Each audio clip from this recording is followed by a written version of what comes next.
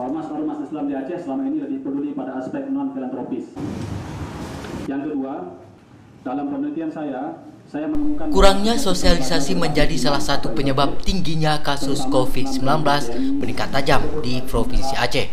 Pemerintah diminta untuk selalu mensosialisasikan memakai masker, jaga jarak, dan mencuci tangan.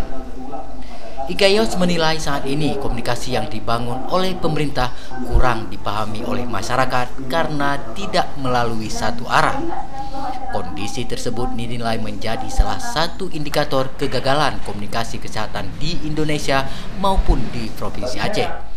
Karena informasi tentang penanganan COVID-19 tidak bisa bergantung pada satu figur pemerintah sebagai sumber utama informasi, sehingga diperlukan penerjemah informasi COVID yang multitafsir menjadi pesan sederhana yang dapat diterima dengan baik oleh masyarakat.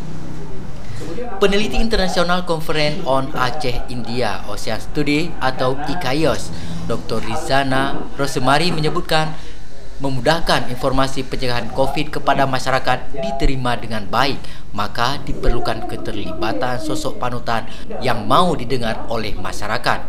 Masyarakat Aceh ini kan cenderung kolektif, kebersamaan, ada kegiatan kumpul-kumpul itu tidak bisa dilepaskan. Jadi ketika ada aturan bisa menjaga jarak, memang itu penting, tapi harus disosialisasikan atau dikomunikasikan itu dengan cara yang lebih elegan. Gitu. Dan salah satu caranya adalah dengan melibatkan tokoh-tokoh masyarakat. Tasyakur akademik dan pidato kebudayaan yang berlangsung melalui offline dan daring tersebut turut juga menampilkan satu pidato ilmiah, satu profesor dan 3 doktor lulusan terbaik yang kini tergabung sebagai peneliti di ICAIOS. Dari Banda Aceh, Mokiar Hardi melaporkan.